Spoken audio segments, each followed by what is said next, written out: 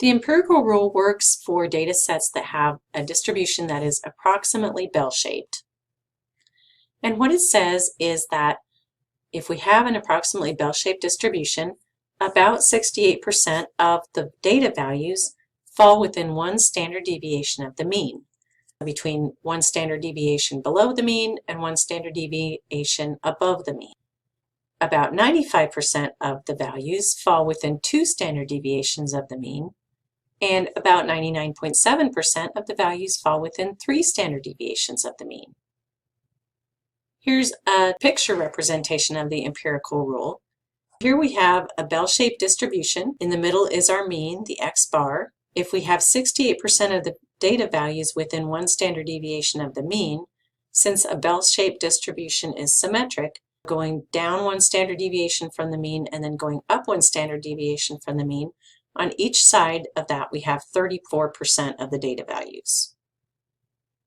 If we go out two standard deviations onto each side, then we get a total of 95% within this range, from two standard deviations below the mean to two standard deviations above the mean. And we can again separate this into little regions with their own percentages. If this was 34%, and this entire region is 95%, then actually the percentages in this region and this region are both 13.5%. If we go out three standard deviations, then we end up with 99.7% of the data. The percentage in this region right here is 2.4%, and in this region is 2.4%. And then if we're outside of three standard deviations, so if we're more than three standard deviations below the mean, that whole region onto the left is about 0.1% of the data. And the same thing on this end. If we go three standard deviations above the mean, from there to the right is about 0.1% of the data values. Here's an example for the empirical rule. This is looking at IQ scores, which are approximately bell-shaped. The population mean for IQ scores is 100 and the standard deviation is 15. Let's say that we wanted to find the cutoff scores for the middle 68% of the population, the middle 68% of IQ scores. Well, 68% was what was within one standard deviation of the mean. We would just have to go one standard deviation below the mean and one standard deviation above the mean, and that would give us our two cutoff scores. If we take our mean and subtract one standard deviation, we get 85. If we add one standard deviation, we get 115. About 68% of the population has IQ scores between 85 and 115. The next question was, what percentage of the population would have IQ scores between 100 and 145? For this, let's go back to our picture of the empirical rule. And what we want to do is locate 100 and 145 in the picture. To do that, we're first going to put our mean in the middle, which is 100. And then we can start going by standard deviations to get these different cutoffs. If we go up from our mean by one standard deviation, that's 115. If we go up two standard deviations, that's 130. Three standard deviations would be 145. The two numbers we were interested in were the 100 and the 145. Now we've got those two numbers in our picture, we can add up the percentages in these regions to get our answer. So we take the 34% plus the 13.5% plus the 2.35% and add those together, which would tell us that approximately 49.85% of the population has IQ scores between 100 and 145. Finally, what percentage of the population would have IQ scores below 85?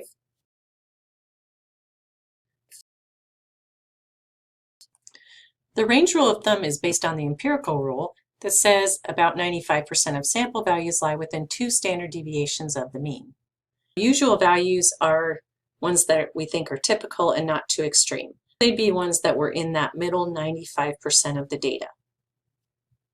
Our minimum usual value is the mean minus two standard deviations, and our maximum usual value is the mean plus two standard deviations. These are the two cutoffs for where we would consider something to be a usual value.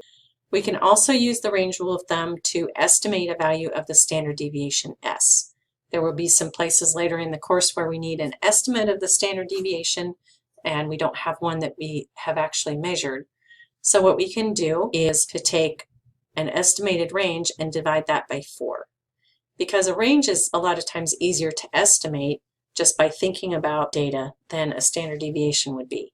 You can think about what maybe a maximum value and a minimum value for a set of data might be. If we have an estimate like that, we can divide it by 4 and get a very rough estimate of our standard deviation. The z-score for a value is the number of standard deviations that the value is above or below the mean. Z-scores measure the position of a data value relative to the mean and the standard deviation of the data.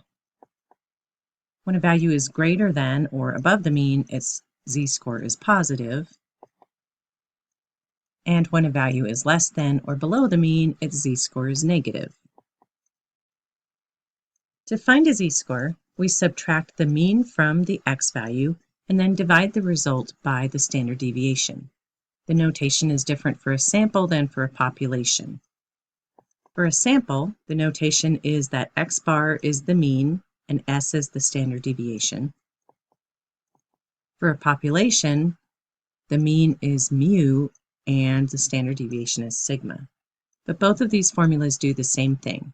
We take our data value, which is the x, subtract the mean, and then take that result and divide by the standard deviation. You can also use z-scores to define ordinary or usual values and unusual values. What we call our usual values are ones that have a z-score between -2 and +2. In other words, these values are ones that are within 2 standard deviations of the mean. The empirical rule tells us that approximately 95% of the data values are in this range if we have a bell-shaped distribution. The unusual values are the ones that are outside of that range, so they have a z-score that's less than -2 or that's greater than 2. And again, this is because the empirical rule says that approximately 5% of the data values are on these two ends of the graph. We have 2.5% on the left end and 2.5% on the right end. Here's an example. If we have a man and a woman who are both tall and we're trying to figure out which one is relatively taller, we can't just compare their heights because the mean and standard deviation height of men is different than it is for women. Our question is which one is relatively taller. What we're going to do is find the z-score for each height, and the one whose z-score is greater is the one who is relatively taller. We're going to use this formula. For Joe, his height is 81 inches, so that's the x value. The mean is 69.1 inches and the standard deviation is 2.8 inches. If we plug those values in, we get a z-score of 4.25. The standard for z-scores is to round them to 2 decimal places.